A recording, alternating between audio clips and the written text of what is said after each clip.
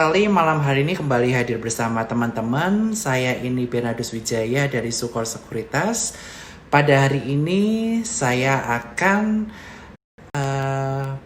bersama rekan saya yaitu Jessica Wijaya, di mana pada hari ini kita akan membahas mengenai strategi investasi di kala masa pandemi. Dan kali ini bintang tamu kita adalah Jessica Wijaya. Dia merupakan influencer saham di mana dia telah memiliki ribuan pengikut dan juga banyak forum diskusi bersama Jessica Wijaya. Dan tentunya dia ini telah sangat sukses sebagai trader dan juga investor. Dan kali ini senang banget bisa kedatangan Jessica Wijaya. Bentar, dia lagi bingung nih joinnya gimana. Bentar.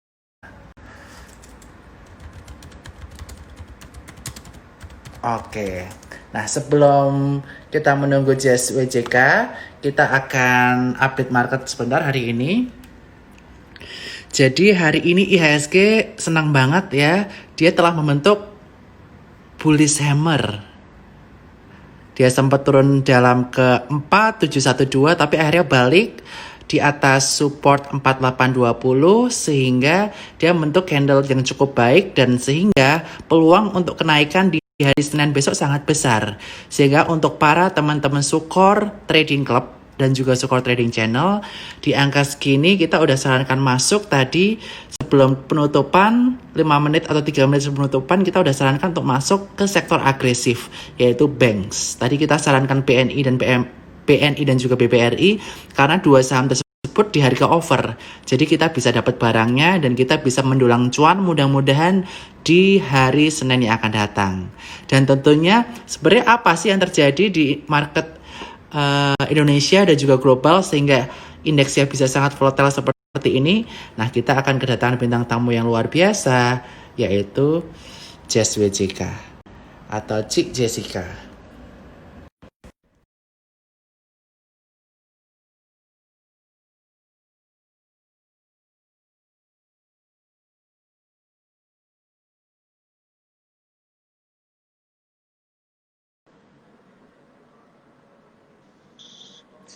Ya, halo, selamat malam Cik Jessica. Gimana hari ini roller coaster sekali ya? Iya, bener banget. Jadi, kedengeran nggak suaraku Bernard? Kedengaran banget. Oke. Jadi, ya ini salah satu yang nanti aku juga mau ngomongin di materi aku bahwa hari ini tuh kita nggak ada yang nyangka kan kalau misalnya tadi kita buka dengan minus 3% terus tahu-tahu ditutup dengan posisi hijau tuh. Jadi gitu. Dan Cici nanti Terus materinya tentang apa yang akan dibawakan, Ci? jadi ini yang aku akan bawain hari ini tuh gimana cara kita memulai investasi di masa pandemi seperti ini. Gitu. Wow, mudah-mudahan strategi ini bisa membawa teman-teman ke cuanan ya dalam beberapa tahun ke depan. Apalagi sekarang ini merupakan saat krisis ya, Ci ya, yang nggak datang Betul, tiap tahun, datangnya 10 tahun terakhir. Nah, betul. sekarang kita persilahkan ke Ci Jessica untuk menyampaikan materi pada mama ini. Silahkan Ci Jessica. Oke, ya selamat malam teman-teman semua. Em, Belakangan ini banyak banget yang baru follow Twitter aku, baru follow Instagram, dan baru masuk join ke dalam grup JIC. Mungkin ini karena kembali viralnya tweet aku yang udah 2 tahun ke belakang. Jadi orang-orang tuh pada tertarik banget tentang gimana sih cara investasi saham, mulainya tuh gimana caranya. Dan banyak banget juga yang DM, email, dan DM Instagram juga mereka tanyain, ini tuh aku sama sekali buta soal investasi saham. Aku mau mulai karena teman-teman bilang ini oke dan sebagainya. Jadi hari ini aku mau membawakan materi yang benar-benar beginner friendly banget, yang para pemula yang baru mau mulai dan baru mau daftar untuk investasi saham tuh bisa ikutin. Gitu ya. Jadi kita Wow, mulai aja. oke. Oke. Bisa pakainya? Oke. Mantap. Ini bisa di Zoom gak sih? Oh, bisa. Bisa, bisa. Kurang turun. Nah, Nah, oke, oke. oke. Nah, seperti yang tadi aku udah bilang, banyak banget kan teman-teman yang nanya ini waktu yang tepat bukan sih untuk mulai investasi saham karena kan pada dengar-dengar bahwa marketnya ini crash, marketnya ini lagi jatuh. Jadi banyak banget saham-saham yang katanya harganya lagi murah. Aku mau ngebahas ini dari sisi perspektif pemula banget. Jadi yang pertama teman-teman harus ingat itu adalah bahwa investasi saham ini itu nggak ada yang pasti. Seperti yang tadi kita lihat hari ini, marketnya dibuka dengan minus 3%. Dow Jones-nya ditutup kemarin hampir 7%. S&P-nya hampir 6%. Tapi ternyata hari ini bisa ditutup dengan positif gitu ya. Jadi benar-benar sama sekali nggak ada yang tahu nature-nya ini stock market akan kemana. Jadi kalau misalnya teman-teman nanya, oh hari ini bagus nggak sih beli saham ini, besok saham ini bakal naik atau enggak sih? Jawabannya nggak ada yang tahu dengan pasti, kecuali mereka punya time machine. Kalau misalnya kita tahu dengan pasti, kita udah borong semua dong sahamnya kalau kita tahu bakal naik gitu. Betul. Jadi teman-teman harus ingat ini yang benar-benar penting banget bahwa fluktuasi ini tuh naik turunnya harga saham tuh common banget di stock market. Jadi kalau teman-teman mau mulai investasi, teman-teman harus yakin bahwa teman-teman nyaman dengan kenaikan dan penurunan harga saham yang terjadi setiap hari. Itu. Nah, nextnya. Seperti yang tadi aku udah bilang di slide sebelumnya, karena kita itu harus yakin bahwa kita nyaman dengan pergerakan harga saham. Sebenarnya stock investing itu bukan not for everyone. Nggak semua orang tuh nyaman dengan stock investing. Jadi kamu yang pertama harus lakukan adalah kamu harus kenalin dulu profil resiko kamu. Apakah kamu ini sebenarnya cocok atau enggak untuk masuk investasi saham. Nah, ini aku udah bikinin profil resiko. Sorry.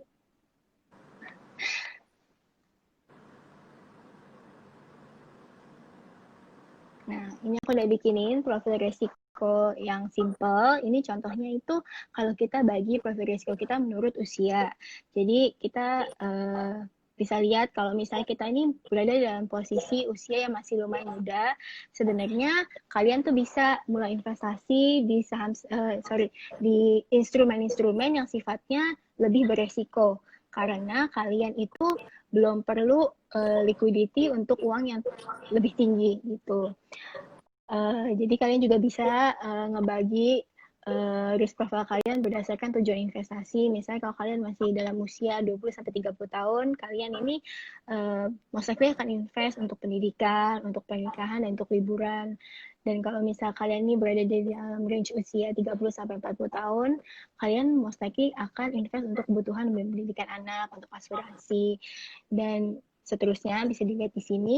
Tapi kalau misalnya aku mau bisa kasih saran, sebenarnya investasi ini, stock investing apalagi itu benar-benar cocok banget kalau kamu usianya masih muda.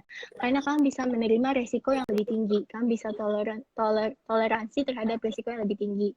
Kalau misalnya kalian udah lumayan lanjut usia gitu ya, udah umur misalnya 40 dari 50-an, mungkin akan lebih kurangin porsinya di investasi saham dan lebih masuk ke investasi lain yang profil resikonya bisa lebih moderat atau lebih rendah gitu.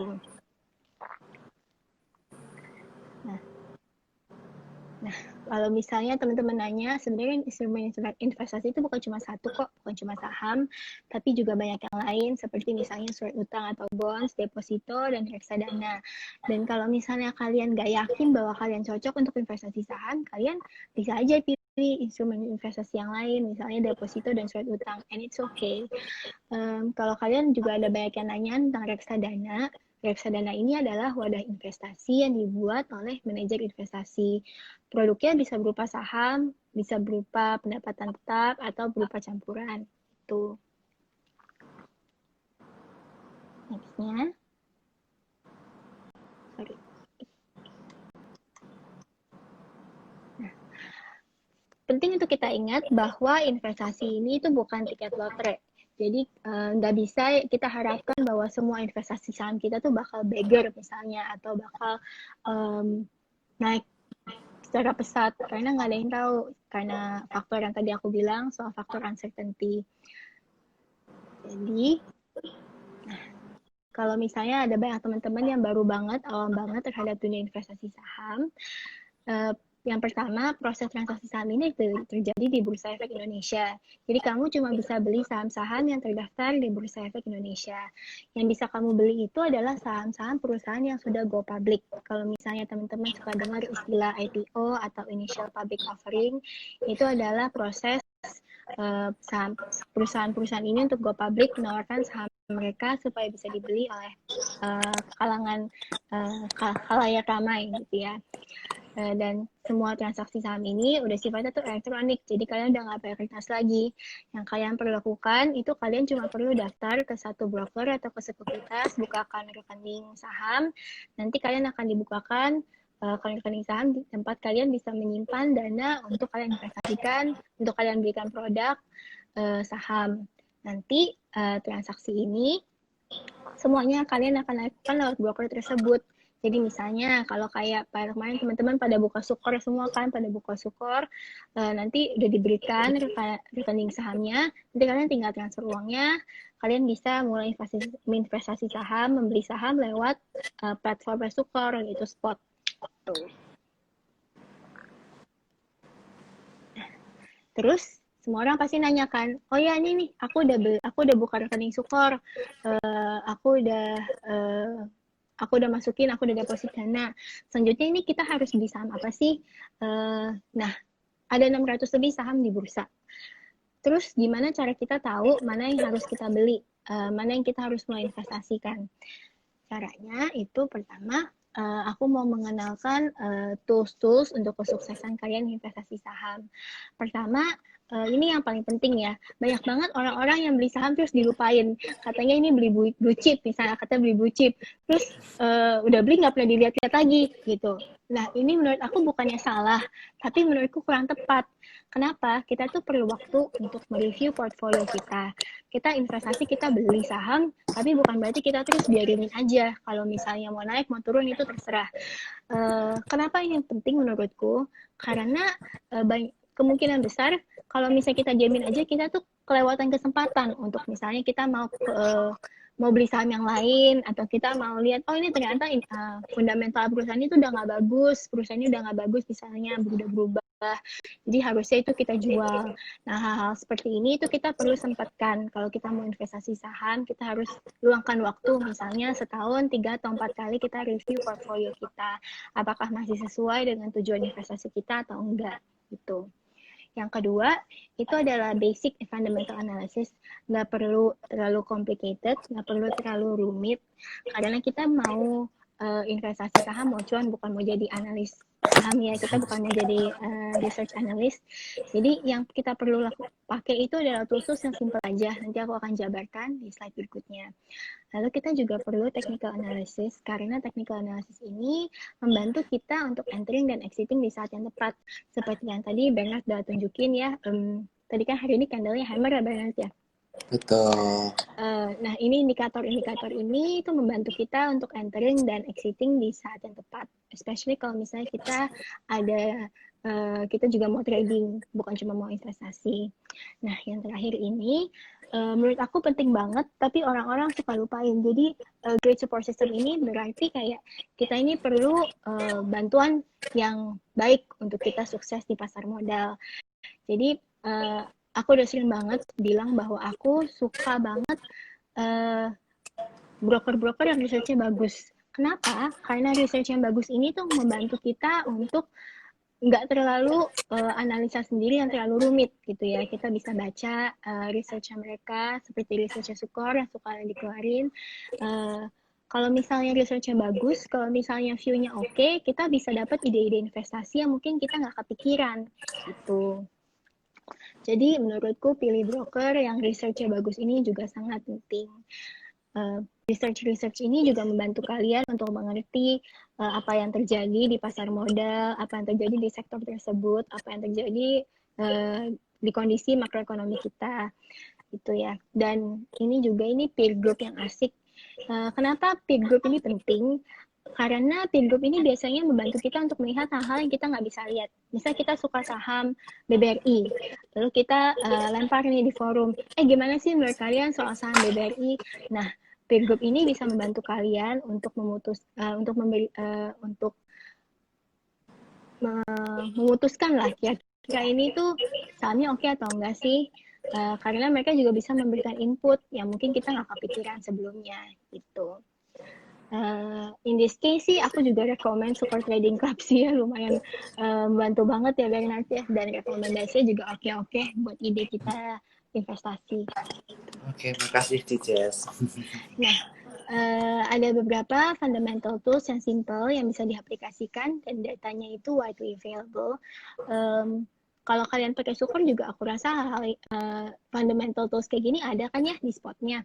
Jadi kayak PE ratio ini adalah perbandingan antara harga perusahaan terhadap pendapatannya. Untuk PB ratio ini biasanya kita pakai untuk sektor-sektor seperti finance atau banks, dan untuk multi finance itu perbandingan antara kapitalisasi pasar dan nilai bukunya. Untuk profit margin ini adalah perbandingan antara keuntungan perusahaan dan pendapatannya, dan growth ini adalah pertumbuhan perusahaan. Misalnya dari tahun 2019 ke tahun 2020 itu kita sebut sebagai growth. Nah, ada lagi cara filtering saham yang biasanya aku pakai. Cara bottom up ini adalah cara kita menganalisa dari satu perusahaan, lalu kita naik ke sektornya perusahaan tersebut, lalu kita naik lagi ke general condition of economy itu kayak gimana. Misalnya nih kita lagi suka banget saham Pakuan. Pakuan ini tuh sebenarnya kan perusahaan real estate ya. Jadi kita bisa lihat bahwa Pakuan ini sebenarnya perusahaannya tuh banyak bermain justru di recurring income, bukan di land sales gitu ya. Jadi kita bisa lihat bahwa dia berbeda dari perusahaan-perusahaan real estate yang ada di bursa. Lalu kita lihat lagi ke sektornya, ini lagi gimana sih, lagi masa pandemi seperti ini, Pakuan ini gimana? Oh, mallnya pada tutup, misalnya nggak ada income-nya. Jadi kita juga bisa lihat bahwa, oh mungkin kalau secara fundamental Pakuan ini lumayan lagi tertekan. Lalu kita lihat juga secara ekonominya, ekonomi Indonesia kan yang lagi tertekan nih gara-gara COVID-19. Jadi kita bisa lihat bahwa oh mungkin orang jarang ke mall, jarang spending, mungkin tenan-tenan di Pakuan mungkin mereka pada cabut gitu. Jadi kita bisa lihat hal seperti ini, itu kita sebut sebagai analisa bottom up. Lalu analisa top down ini sebaliknya, jadi kita lihat dari atas ke bawah. Jadi kita lihat misalnya kondisi Indonesia tuh kayak gimana sih ekonominya. Oh, orang-orang lagi work from home nih misalnya. Orang work from home itu biasanya butuh apa sih? Oh, biasanya mereka butuh data, misalnya mereka butuh pulsa. Lalu kita lihat lagi, oh ini sektor telekomunikasi nih, mungkin dari beberapa perusahaan telekomunikasi yang terdaftar di bursa ini, kira-kira mana sih yang perusahaannya paling sehat, yang paling menarik, dan paling kita bisa putuskan untuk investasi gitu. Lalu mungkin teman-teman juga banyak yang bertanya ya soal indeks. Apa sih LQ45, apa sih IDX 30, Kompas 100, dan lain-lainnya. Jadi ini adalah semua basically indeks. Kayak misalnya kalau Kompas 100 ini berarti harian Kompas, mereka mengumpulkan 100 saham yang menurut mereka oke, mereka bikin indeks Kompas 100, lalu mereka akan tahu indeks tersebut performance-nya gimana hari ke hari gitu. Kalau LQ45 ini diterbitkan sama bursa dasar 45 saham yang paling liquid, dan IDX 30 ini 30 saham bursa gitu. Ada juga kan ya teman-teman suka nanya strategi investasi index funds.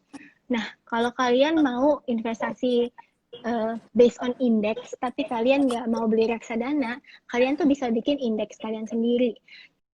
Jadi kalau kalian lihat di tiap-tiap indeks itu kan ada saham-sahamnya. Jadi kalian lihat aja, oh misalnya BCA ini weight-nya paling besar nih kan karena kapitalisasi pasarnya paling besar. Jadi kalian lihat, berarti kalau misalnya BCA ini naiknya banyak, indeks ini akan ikut terpengaruh gitu. Jadi kalau kalian mau menirukan indeks, jadi kalian lihat saja beberapa saham yang weight-nya paling besar, lalu kalian tirukan di situ. Jadi kalau kalian mau pakai strategi indexing ini, kalian nggak perlu beli semua sahamnya. Misal mau ikut LQ45, kalian nggak perlu beli LQ45 semuanya. Kalian bisa pilih beberapa saham aja yang kalian tertarik. Tuh. Nah, Yang terakhir ini dari analisa-analisa tadi kita bisa bikin stocks universe kita sendiri. Jadi misalnya kita suka beberapa sektor nih, jadi kita bisa watch beberapa saham-saham aja yang ada di sektor tersebut. Kita nggak perlu pantau semua saham yang ada di bursa karena ada banyak banget. Misalnya kita suka sektor telekomunikasi, jadi kita bisa pantau Telkom, bisa pantau ISAT, bisa pantau Excel gitu. Kalau misalnya kita suka consumer, misalnya kita nggak mau pilih semua, oh saya mau pilih Unilever, mau pilih Mayora, sama mau pilih Kino aja gitu misalnya, itu bisa. Oke, terus sekarang yang menarik nih, kan katanya marketnya lagi crash nih. Apakah saat ini adalah saat yang tepat untuk kalian memulai investasi? Kalau misalnya ditanya kayak gini, aku selalu nge-refer teman-teman ke PE band ya. Jadi kalau kita bisa lihat, ini adalah 5-year PE band. Aku ambil chartnya dari Stockbit. Bisa dilihat, sekarang kita ada di PE yang lumayan murah. Tapi kalian perlu ingat, PE ini berdasarkan laporan keuangan kuartal 1. Jadi kalau misalnya, sorry, ada miringnya. Maaf. Oke. Jadi sebenarnya ini rada laggard. Kalau kita prediksikan sih sebenarnya kuartal 1 dan kuartal 2 ini akan banyak saham-saham yang perusahaan-perusahaan yang earningsnya bakal jeblok banget karena nggak ada kegiatan ekonomi yang mereka lakukan di kuartal 1 dan kuartal 2. Jadi kalau kita lihat, oh ini murah nih, udah di bawah 1 PE band-nya, kita juga mesti lihat bahwa ini adalah kondisi pasar kuartal 1, bukan kuartal 2. Kuartal 2 kan datanya belum keluar gitu ya. Jadi kalau dilihat apakah sekarang ini harganya murah atau enggak? Jawabannya aku bilang enggak. Harganya belum murah karena secara PE band kita masih mahal. Walaupun kalau misalnya kita mau bicarakan year to date return-nya JCI ini minusnya masih paling banyak di antara bursa-bursa Asia yang lain. Kita year to date return-nya itu sekitar minus 22%. Kalau misalnya bursa-bursa yang lain tuh udah single digit minusnya. Seperti Nikkei, Hang Seng itu mereka udah kalau nggak salah single digit atau belasan. Untuk Dow Jones sendiri, year to date returns-nya itu udah tinggal minus 11%. Jadi kita ini laggard banget dibandingkan yang lain. Kenapa? Mungkin jawabannya itu ada di fakta bahwa kita ini secara negara belum selesai dengan first wave COVID kita. Itu yang pertama. Mungkin investor itu belum yakin dengan penanggulangan yang dilakukan pemerintah, sehingga mereka, kalau kita lihat Dow Jones ini untuk market US ya, apalagi market US ini udah mulai membaik banget karena mereka dibilang udah lewat dari first wave-nya mereka. Yang mereka khawatirkan itu adalah second wave. Nah, kalau misalnya kita lihat seperti itu, kita bisa menyimpulkan bahwa Indonesia ini belum lewat first wave kita. Kita ini masih ada di puncak. Setiap hari case-nya makin lama makin naik. Jadi kalau misalnya kita mau relate-kan dengan COVID, tentu aja ini akan membuat investor kurang confident sama pasar modal Indonesia. Seperti yang tadi aku bilang, valuasi kita tuh sekarang cukup murah. Tapi ada tapinya. Jadi kalau misalnya kita memang mau investasi sekarang, kita tuh harus mulai pelan-pelan aja at the comfort level yang kita nyaman. Karena kalau misalnya ini belum murah banget, ada potensi bahwa ini akan menjadi lebih murah lagi. Seperti misalnya kemarin kita lihat BBRI itu kan sempat turun ke new low ya, 2100-an kalau aku nggak salah ingat. Nah, kayak gini adalah hal-hal yang kita harus perhatikan, bahwa mungkin aja indeks kita akan retesting new low kita yang kemarin 3.900. Nah, untuk strategi investasi, orang tuh sering mau investasi di hal-hal yang mereka tahu. Misalnya orang-orang tuh sedang investasi di consumer staples, consumer discretionary, di bank gitu ya. Kalau consumer staples, consumer discretionary, dan banks ini adalah sektor-sektor yang defensif. Meaning kalau misalnya banks nggak termasuk ya, consumer aja. Consumer staples ini termasuk di sektor yang defensif. Jadi kalau misalnya ekonominya turun pun orang tetap akan membeli barang-barang tersebut. Jadi kita sebut sebagai sektor-sektor yang defensif. Kalau misalnya sektor yang agresif ini misalnya kayak banks. Banks ini sangat related dengan penurunan dan kenaikan suku bunga. Dan kalau banks di Indonesia itu apalagi yang banks yang besar, BUMN, terkadang menjadi alat kepanjangan pemerintah untuk melaksanakan kebijakan-kebijakan kayak misalnya kemarin kita ada dengar isu bahwa Bank BNI dan Bank Mandiri ini akan disuruh untuk meng-acquire bank-bank lain untuk memberikan likuiditas. Jadi hal-hal seperti ini kita harus perhatiin juga karena kemungkinan besar kalau misalnya hal ini terjadi akan berdampak nggak terlalu baik terhadap bank-bank yang disuruh untuk meng-acquire gitu. Untuk teman-teman sih aku saran kita tuh nggak perlu guessing the bottom. Jadi kita nggak perlu nebak-nebak, oh ini bakal turun lagi sampai segimana sih, nanti kita beli aja di sana. Nggak perlu sih kalau misalnya kalian emang set untuk investasi saham, karena kita masuk aja ketika kita ini comfortable. Misalnya kita mau investasi di saham Bank BRI, kita lihat oke, harga segini aku mulai masuk sedikit, nanti kalau misalnya turun lagi aku akan masuk lagi sedikit, kalau misalnya naik ya udah nanti aku tambah lagi sedikit gitu. Jadi kita nggak perlu untuk nebak oh nanti tunggu murah banget deh kita baru masuk misalnya. Ya nggak perlu seperti itu kalau kalian mau mulai investasi, karena nggak ada yang tahu bottomnya di mana. Kita baru tahu kalau itu bottom atau enggak kalau kita udah lewatin. Kayak kemarin waktu indeksnya 3.900, saham-saham pada turun semua, pada jeblok, orang-orang kan fear banget sampai mereka mungkin kebanyakan orang nggak berani beli. Nah, padahal kalau misalnya kita adalah seorang investor, mungkin waktu tersebut adalah waktu yang pas untuk kita mulai membeli saham, mulai kita belanja. Nah, jadi yang harus kita perhatikan adalah pertama kita harus mengerti apa yang kita beli. Kalau misalnya kita sebagai investor itu nggak ngerti saham apa yang kita beli, mostly kita nggak akan confident terhadap saham tersebut, terhadap pergerakan kenaikan turunnya, fluktuasi harga saham, kita nggak confident karena kita nggak tahu apa yang kita beli. Kalau kita tahu misalnya kita beli barang Unilever, kita beli saham Unilever, kita tahu nih, oh yang pakai Unilever banyak kok earningsnya bagus terus, misalnya kita berpendapat seperti itu. Kalau kita confident, kita yakin, kita akan lebih yakin terhadap saham tersebut, kita akan lebih bisa investasi dengan tenang dan dengan nyaman. Nah, yang kedua, no FOMO, jangan ikut-ikutan. Mungkin misalnya teman-teman lihat, oh teman saya beli saham ini, besok naiknya misalnya naik 30%.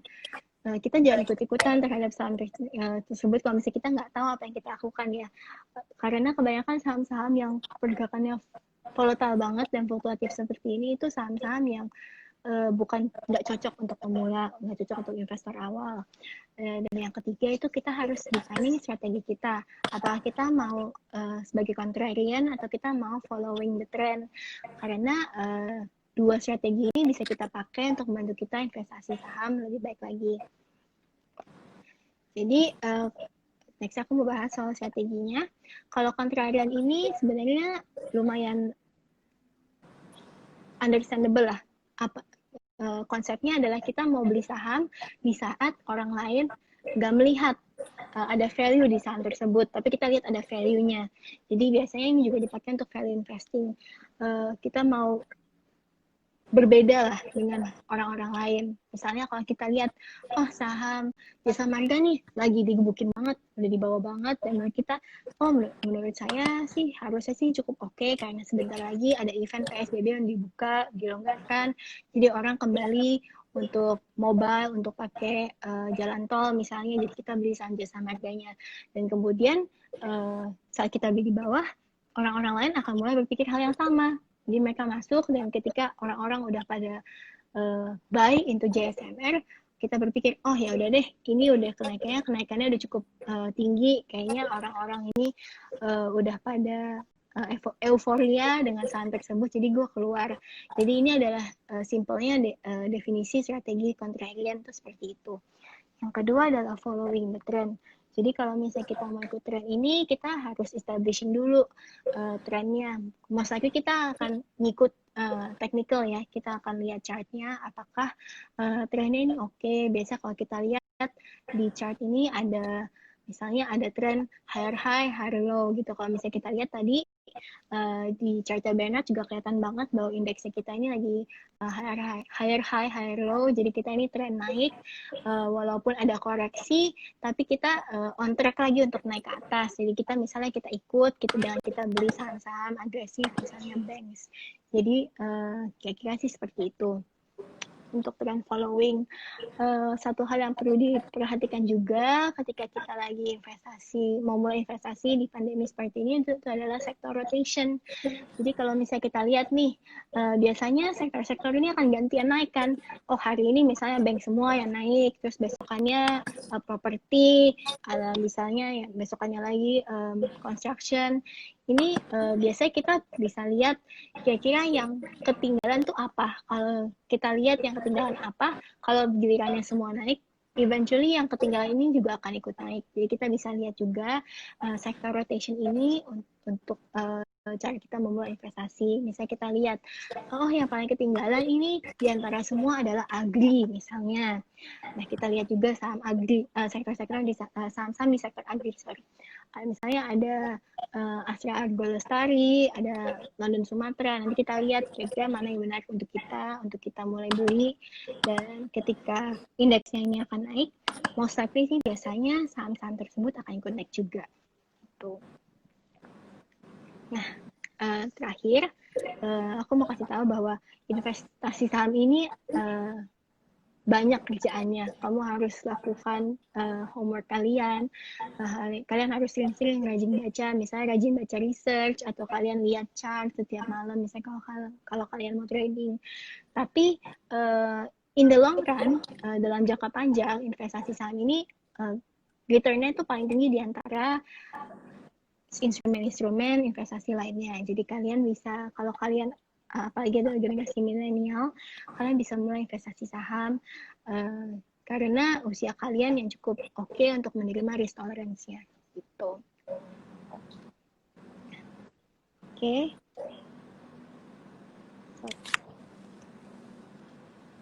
Oke, jadi itu materinya. Oke, terima kasih Jessica. Dan sekarang kita akan buka sesi pertanyaan buat teman-teman semua.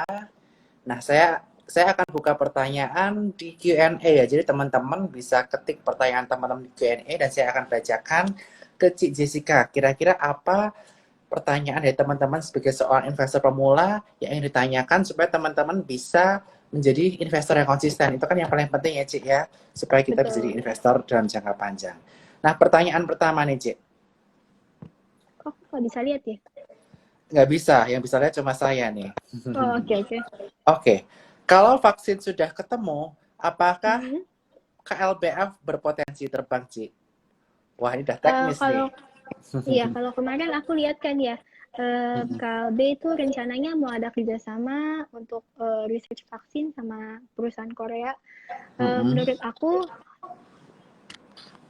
potensi terbang iya, karena vaksin ini kalau misalnya KB berhasil dalam research ini, potentially KB akan menjadi satu-satunya perusahaan di bursa yang memiliki solusi atas COVID-19 di Indonesia. Jadi karena kita belum lihat, aku sih belum dengar Indofarma sama Kimia Farma melakukan hal yang sama ya. Jadi potensinya KB kalau misalnya mereka berhasil dengan research-nya itu akan bagus banget. Dan kalau nggak salah waktu awal pandemi kita juga pernah ngomongin ini ya Bernard ya. Betul banget. Waktu live sama waktu Zoom sama Bernard pertama kali bahwa itu tuh aku ingat KB kalau nggak salah 900-an. KB ini potensinya tinggi banget kalau misalnya lagi masa pandemi ini, apalagi kalau misalnya mereka berhasil dengan vaksinnya, itu potentially earnings mereka akan naik banyak banget. Agree. Oke. Jadi KLBF itu betul-betul menjadi potensinya luar biasa ya di saat pandemi seperti ini, di kala mereka sedang mencari multivitamin. Nah, ya juga karena vaksin. KB punya Blackmores, KB kan punya banyak badan anak usaha yang emang bergerak di bidang multivitamin. Jadi karena spending orang-orang untuk multivitamin untuk hal-hal yang terkait dengan kesehatan ini makin meningkat. Jadi potentially KLB earnings-nya juga naik. Setuju banget. Jadi PI sekarang tuh belum mencerminkan PI yang sesungguhnya saat ini ya, Ci ya. Karena kalau secara Iya, valuasi dia udah lumayan mahal dibanding consumer lainnya. Udah sekitar iya, 20-an ya. betul betul.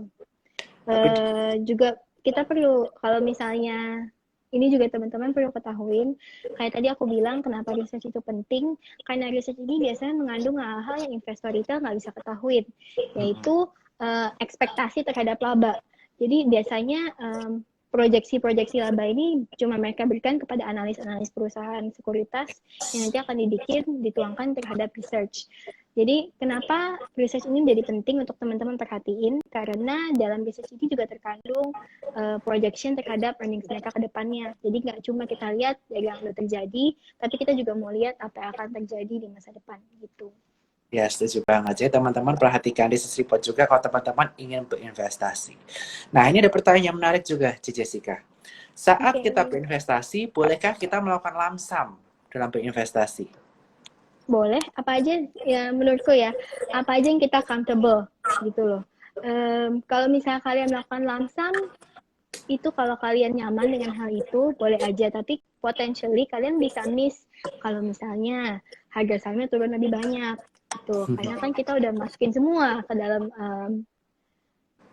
investasi yang awal ini. Jadi kalau misalnya boleh dibagi-bagi itu akan lebih bijak lagi, kecuali kalau kita emang udah benar ketika melakukan investasi gitu. Oke, jadi tergantung kenyamanan kita ya, which is mau beli cicil tiap tahap, tiap kali retracement kita Betul. beli Mau dollar cicil, cost averaging, mau lamsam, itu yes, terserah. converging, Cuma kalau misalnya kalian misalnya nih, salah satu yang strategi yang suka aku bilangin, aku suka saranin itu adalah ya udah kalian cicil beli aja dulu. Uangnya nanti kalian taruh misalnya di reksadana pasar uang. Reksadana ini kan liquid banget. Pasar uang ini bisa kalian cairin dalam 1 hari kerja. Kalau misalnya kalian memilih untuk melakukan ini, jadi kalian bisa lihat, oh ini kira-kira kemarin gue udah beli di harga segini, oh marketnya turun banyak nih, bisa beli lagi nih di harga yang lebih bawah lagi, itu kan betul, juga oke, bisa dilakukan gitu. setuju banget. Nah, jadi perhatikan ya teman-teman ya, tergantung kenyamanan teman-teman mau beli lamsam atau dicicil, dan dana yang cicilan itu bisa masuk ke deposito atau money market yang returnnya oke ya, Cik ya. Dan kemudian Iya. ini pertanyaan tentang sektor-sektor nih, Cik. Mm-mm. Tadi udah disinggung. Apakah sektor agro menurut Cici bagaimana ke depannya seperti LSIP, AALI dan sebagainya, Ci? Hmm, Pertama, ini kita mesti lihat juga, belum ada kabar lagi gara-gara COVID-19 soal penggunaan biodiesel fuel di Indonesia ini kayak bahasannya kayak seakan terhenti gitu ya karena pemerintah ini sangat occupied sama penanggulangan COVID-19. Jadi kalau misalnya kita mulai cek prospek ke depannya, kita mesti lihat juga nanti konsumsi biofuel ini ke depannya akan seperti apa sih gitu. Kemarinan aku sempat dengar bahwa Pertamina, Pak Basuki Cahayapurnama mau menggunakan biofuel di Pertamina. Tapi ini juga kita mesti lihat juga langkah ke depannya ini kayak gimana. Soalnya kadang-kadang pemerintah ini suka ngomong satu hal terus nanti ke belakangnya misalnya mereka nggak lakukan lagi gitu. Jadi ini kita juga Betul. harus lihat. Lalu kita juga mesti lihat juga market Eropa terhadap biofuel kita sendiri gitu. Itu juga salah satu hal Yes. yang harus kita perhatikan. Kalau misalnya ditanya untuk agri ini udah murah atau belum, kalau misalnya dari sisi trading, agri ini emang paling laggard di antara yang lain. Kalau kita lihat year to date-nya, mungkin banking, consumer itu udah nggak terlalu banyak lagi minusnya, tapi agri ini masih lumayan banyak. Kalau misalnya kalian trading, mungkin potensinya akan lumayan di situ. Cuma untuk investasi kita mesti lihat juga ke depannya prospek sektornya gimana. Gitu. Betul banget sih, karena banyak negara yang udah nggak boleh impor si ini ya, Yes. si CPO, karena Ya. kurang ramah lingkungan, Mm-mm. maupun dia juga banyak negara-negara fund-fund udah yang menggalakkan ESG ya, Cik ya, Yes. ESG. Nah, ESG ini juga ada banyak negara yang Betul. menerapkannya. Karena banyak banget yang melihat bahwa penanaman perkebunan sawit di Indonesia ini kurang etikal. Fund-fund, big fund yang concernnya ke ESG, mereka akan lebih lesser ngelihat ke industri sawit Indonesia secara keseluruhan karena dianggap cara kita nanam sawit itu nggak etikal. Jadi hal-hal ini juga harus diperhatikan dalam kalau misalnya kita mau investasi di sektor agri. Nah, kalau berkaitan tentang B30 bagaimana, Cik? Tahun ini kan diimplementasi B30. Dan katanya tahun-tahun ke depan ada B50, B70, atau B sebagainya nanti. Itu juga akan mengaruhi kinerja sektor agri tidak, Cik?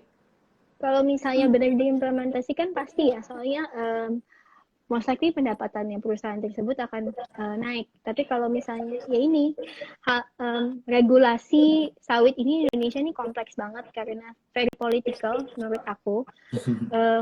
Kalau misalnya kalian yakin it's okay, cuma untuk aku sendiri sih aku kurang suka sektor agri.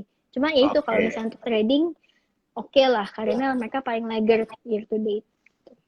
Nah, ini pas banget nih ada pertanyaan nih, Cik. Kalau buat pemula kurang cocok untuk sektor agri. Nah, buat pemula paling cocok buat sektor apa sih untuk investasi di pasar saham?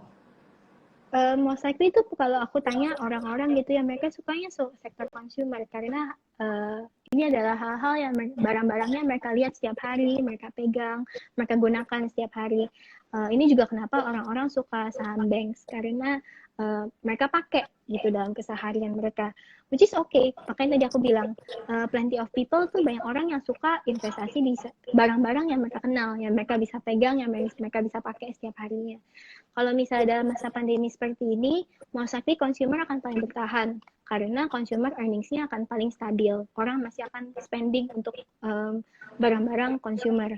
Kalau misalnya kalian adalah pemula juga, kalian bisa lihat misalnya kalau aku bilang sih aku sekarang sukanya telco karena telco ini akan lebih prospek perusahaannya ini akan lebih stabil selama COVID-19 ini. Karena Yes. spending orang dalam data itu akan meningkat. Kalaupun nggak meningkat, most akan stabil karena mereka perlu data ini untuk hal-hal untuk kerja dari rumah, misalnya. Kalau kalian di rumah, kalian bosen, kalian juga pasti browsing HP. Jadi Betul. kalau kalian nggak work from home pun, kalian akan menggunakan data yang lebih daripada biasanya. Gitu. Agree. Karena saat ini semua event-event kayak eventnya Sukor semua udah ganti ke IG Live, Online, udah iya. ganti Zoom. Dan semuanya butuh internet, koneksi internet, butuh bandwidth. Betul. Dan saya di rumah pun juga naikkan bandwidth saya, Cik. Tentunya akan menaikkan earnings atau pendapatan dari Nah, emiten-emiten itu juga. Contohnya betul. IndiHome. IndiHome pakai Sebenarnya pakai Telkom. IndiHome. Yes. Oh, Oh, Cici sebagai apa? aku First Media. Oh, Tapi First Media media. kami nggak liquid link, jadi ya. Benar. Nah, kembali lagi nih buat pemula, Cik. Buat pemula ini sebaiknya berapa saham nih? Ini ada pertanyaan dari Robert nih. Berapa saham ini sebenarnya nggak tentu ya, karena ini juga balik lagi ke kita tuh comfortable-nya dengan berapa saham yang kita pegang. Kalau misalnya masih pemula ya udah pilih aja satu atau dua dulu yang kita bisa pegang. Kita udah bisa comfortable dengan ritmenya pasar saham. Kita udah tahu oh kira-kira kayak gini nih pegang saham. Kita pegang aja satu atau dua dulu yang kita suka. Misalnya satu dari sektor consumer, satu dari sektor finance misalnya. Nanti kalau misalnya kita udah mulai nyaman, kita udah lebih comfortable, kita bisa tambah pelan-pelan lagi saham yang lain. Misalnya kita mulai pegang saham telco atau kita mulai pegang Astra misalnya. Jadi balik lagi ke personal preference kita masing-masing. Cuma untuk pemula definitely jangan terlalu banyak dulu karena kita nggak mau overwhelm, kita nggak mau berasa oh too much nih. Kita maunya pelan-pelan dulu aja gitu. Betul. Jadi semua start small ya, Cik ya. Kita mulai amountnya Ya, small dan jumlah sahamnya jangan banyak-banyak. Seperti itu. mm-mm. Paling nggak dua dulu lah, Cik ya. Jangan satu doang, Ya. resikonya satu Kalau ntar. satu mungkin lebih resiko. Jadi untuk diversifikasi ini adalah kita basically nggak mau taruh uang kita dalam satu basket semua. Jadi kita misalnya punya beberapa. Jadi kalau misalnya kita tadi aku bilang, kita bisa mulai dengan misalnya kita punya saham consumer satu, kita punya finance satu, atau kita punya telco gitu. Oke. Nah, kemudian ini, Cik, pertanyaan yang bagus dari Randy. Nah, tentunya kan di tiap tahun itu ada kuda hitam nih. Mm-mm. Nah, investor jangka panjang ini punya harga murah sebagai kuda hitam itu apa nih? Yang punya potensi jadi kuda hitam ke depannya. Hmm, Kemarin sih aku bilang Kalbe ya, cuma sekarang sih Kalbenya udah lumayan mahal dari Betul. low-nya kemarin. Kalau aku bilang susah sih ya. Aku suka Jasa Marga, cuma Jasa Marga juga udah naik banyak banget. Kalau misalnya kalian mau betting, mungkin Astra, mungkin. Em, Astra ini udah lumayan murah banget. Kalau misalnya kalian bisa dapet di harga yang sedikit lebih murah daripada ini akan oke banget. Eh, Astra sama mungkin satu lagi Pakuwon. Astra dan Pakuwon. Kalau Astra sendiri, prospek industri manufaktur bagaimana menurut Ci Jessica nih sebagai investor? Karena kan kita kan mulai banyak work from home, banyak mengurangi mobilitas. Bagaimana kira-kira berkaitan tentang industri manufaktur dan Astra itu sendiri, Ci, dengan kondisi saat ini? Eh, yang pertama, car sales mostly akan turun pasti. Yes. Eh, Astra ini pendapatannya 25% disumbang sama United Tractors. United Tractors juga mungkin pendapatnya akan turun karena permintaan call nggak terlalu banyak. Nah, walaupun demand dan profit dan earnings mereka akan turun, most likely orang akan tetap beli mobil. Tapi nanti, kalau misalnya kita lihat trennya di China itu orang setelah PSBB-nya mereka, setelah mereka lockdown, mereka itu diberikan subsidi sama pemerintah untuk beli mobil. Kalau di kita mungkin akan lebih sulit karena kita dari pemerintah nggak ada inisiatif untuk subsidi car sales, nggak ada subsidi pembiayaan. Tapi kalau misalnya kita lihat dari tren-tren yang sudah terjadi sebelumnya, Mas Sakti akan meledak di bulan-bulan pertama setelah lockdown atau PSBB diselesaikan gitu ya. Kalau untuk Astra sendiri, kita juga ingat bahwa mereka baru jual Bank Permata ke Ya. Bangkok Bank. Jadi ini akan jadi salah satu source of revenue untuk mereka juga. Tapi ini one off. Jadi ini perlu diingat bahwa ini sifatnya one off atau hanya kejadian satu kali aja, nggak continuous gitu. Setuju banget. Jadi emang seperti China juga ya, Cik, ya, once lockdown dibuka, permintaan akan mobil Ya, langsung naik ya. kencang. Jadi Indonesia juga harusnya terjadi serupa juga ya, Cik, ya, karena orang bosan, nggak Ya. pernah ngapa-ngapain, akhirnya beli Mungkin mobil. nggak mungkin demand ledakan demandnya mungkin nggak setinggi China karena yang tadi aku bilang karena di China itu mereka disubsidi untuk beli mobil, pemerintah subsidi warganya untuk spending lebih banyak uang. Tapi kalau di Indonesia kan karena programnya pemerintah nggak ada untuk encourage spendingnya warga negara Indonesia. Tapi menurut aku akan terjadi juga, walaupun nggak sebanyak yang di Cina, bahwa demandnya mobil ini akan meningkat di bulan-bulan pertama setelah PSBB. Apalagi beberapa orang mereka akan terpaksa beli mobil supaya mereka nggak harus pakai public transportation karena public transportation Yes. ini akan lebih berbahaya untuk penularan COVID gitu. Oke, bener banget sih, Cik. Jadi kita kalau udah keluar-keluar, sekarang kalau naik MRT, naik KRL tuh mungkin udah agak takut ya, karena takut Ya, ada mungkin orang akan lebih ragu-ragu. Jadi interaksi, untuk betul. orang-orang yang bisa untuk spending mobil, mereka mungkin akan beli mobil untuk membantu mobilitas mereka sehari-hari. Yes, bener banget. Dan juga Pakuan juga menarik ya, Cik, ya, karena bentar lagi mall-mall bakal buka dan tentunya Iya, sewa tenan itu akan mulai recurring lagi ke Pakuannya iya gitu betul. ya. Jadi karena kita juga udah lihat banyak banget yang terjadi, kita nggak perlu untuk hal ini kita nggak perlu dari ke China lah. Kita lihat aja di Indonesia gitu ya. Bahkan kita banyak banget lihat video-video orang-orang ini pasar dibuka, mereka langsung bergerombolan masuk, mereka langsung lari masuk ke dalam. Ini udah kayak mereka udah pengen banget nge-mall, udah pengen banget jalan-jalan. Jadi most likely hal ini juga tren ini juga akan tapi mungkin nanti akan ada new normal misalnya akan ada pembatasan maksimal jumlah orang di dalam satu tempat atau nanti akan ada social distancing misalnya kalau kita ke restoran. Jadi mungkin hal-hal seperti itu aja yang kita perlu perhatiin. Yes, yes, bener banget. Nah, mungkin ada pertanyaan-pertanyaan yang juga banyak banget ya, jadi kita nggak bisa jawab satu-satu, jadi aku pilih dua aja nih. Nah, pertanyaan yang pertama nih, waktu itu kan Cepin sempat naik kencang banget, Java masih lagging. Nah, akhirnya Java mulai nyusul si Cepin. Nah, kira-kira Ya. prospek saham ayam-ayaman ini bagaimana ke depannya untuk sebagai investor? Apakah masih good to buy or not? Ini tadi ada pertanyaan berkaitan tentang ayam-ayaman. Hmm, sektor ayam sih sebenarnya cukup oke. Aku suka sektor ayam.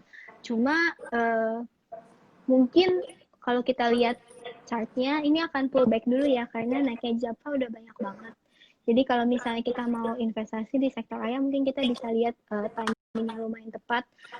Itu kita tunggu dulu untuk koreksi sedikit. Kita akan masuk pelan-pelan. Untuk sektor ayam sendiri karena orang Indonesia dagingnya makan ayam. Mereka tuh jarang makan daging merah, jarang makan sapi. Jadi kalau misalnya kita lihat sektor ayam ini mostly akan terus bagus. Kalau misalnya ditanya saham apa yang aku suka, aku biasanya suka Cepin, Java, terus Main. Main ini berbeda sendiri karena Main ini juga paling lagging di antara semua kalau kita lihat. Betul. Main ini, jadi kalau kita lihat mana yang laggard, mungkin Main ini yang paling ketinggalan di antara yang lain-lain.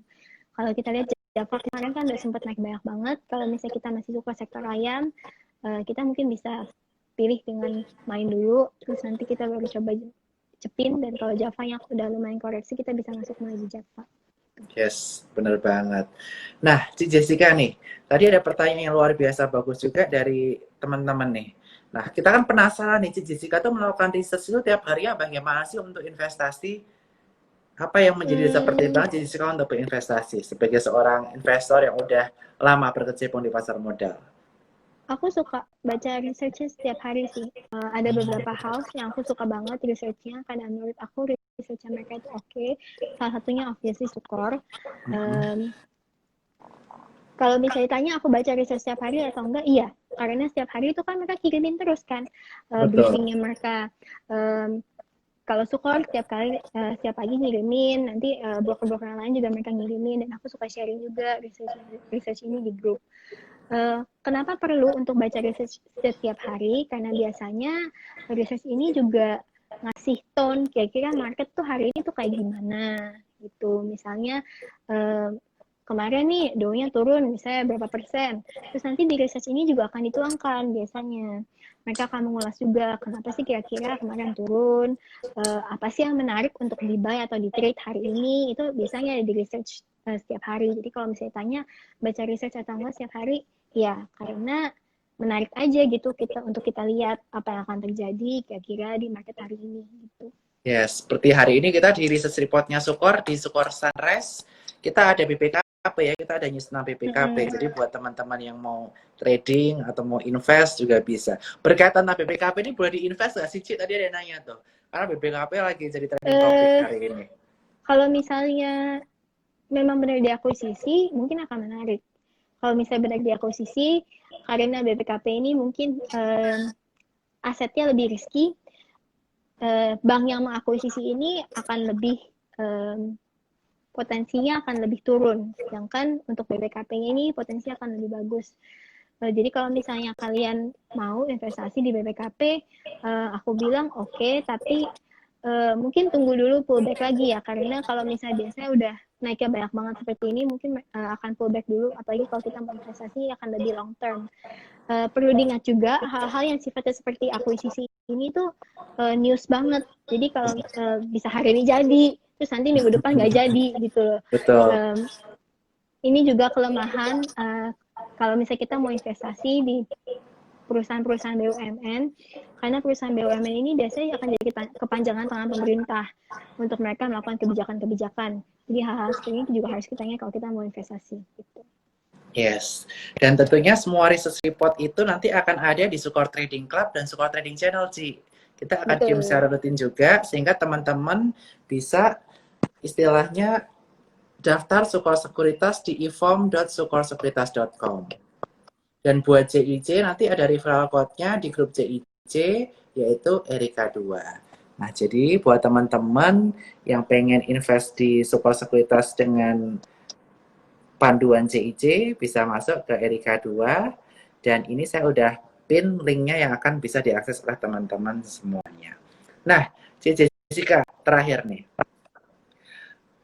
Pengalaman apa investasi yang Cici paling berkesan dan pesan buat kita semua supaya kita bisa menjadi investor yang sukses seperti apa sebelum kita tutup acara ini? Paling berkesan mungkin tahun 2018 kali ya. Soalnya waktu itu aku beli teki sama YNKP untuk pertama kalinya. Dan waktu itu emang Wow. hit banget. Emang nggak dipegang terus-terusan, ada keluar masuknya beberapa kali. Cuma ya itu jadi berkesan banget karena memang berasa banget investasi itu seperti apa. Eh, Beli dari harganya lumayan murah, lalu ketika harganya udah lumayan naik, dijual gitu. Jadi kalau paling berkesan ya mau sakit kekinian KP ini. Yang kemarin mungkin Excel sama Kalbe juga lumayan. Karena ini udah kita lihat sebelumnya trennya bahwa Kalbe ini akan naik karena ada pandemi biasanya orang spending more on healthcare. Untuk Excel juga karena orang working from home, jadi orang-orang spending more on data. Jadi kalau berkesan ya semuanya berkesan. Cuma kalau lebih berkesan lagi kalau misalnya emang analisa yang kita lakukan tuh akurat, benar kejadian. Jadi Betul. uh, kalau misalnya ditanya paling berkesan ya, kalau misalnya kalian analisa sendiri, kalian udah yakin dan ternyata analisa kalian benar, pasti deh itu akan berkesan banget buat kalian. Jamin, pasti soalnya semua begitu. Pesannya apa, Cik, buat para investor pemula yang hadir di acara malam hari ini? Paling pertama jangan ikut-ikutan, no FOMO. Hanya karena orang lain bisa profit misalnya dengan harga segitu, nggak berarti kita juga harus melakukan hal yang sama. Kita yakin aja dengan strategi kita sendiri, dengan PR-PR yang udah kita kerjain tuh kita yakin aja. Karena kalau misalnya kita udah berusaha, kita udah analisa lah istilahnya, dan kita yakin, kita harusnya bisa comfortable untuk memegang saham atau instrumen investasi tersebut. Jadi kita nggak perlu ikut-ikutan, kita nggak perlu takut, kita yakin aja. Dan kalau kalian pemula jangan trading junk stocks ya, maksudnya kayak yang saham-saham yang konotasi jelek itu kalian nggak perlu masuk dulu walaupun misalnya hari ini naik berapa 30% atau arah gitu atau di atas, kalian nggak perlu ikutin karena Yes. ini adalah saham-saham yang sifatnya very high risk. Jadi kalian comfortable aja dengan saham-saham yang kalian kenali, yang kalian tahu, dan pegang itu aja sih sebenarnya. Oke, thank you Cik Jessica buat hari ini. Thank you Dan Bernard, tentunya buat thank you teman-teman teman-teman jangan lupa Sukor. buka lagi ya akun Sukor di ifom.sukorsukitas.com. Teman-teman akan dapat akses ke Telegram kita, Telegram channel dan trading club kita supaya teman-teman bisa mendapatkan knowledge yang luar biasa di situ.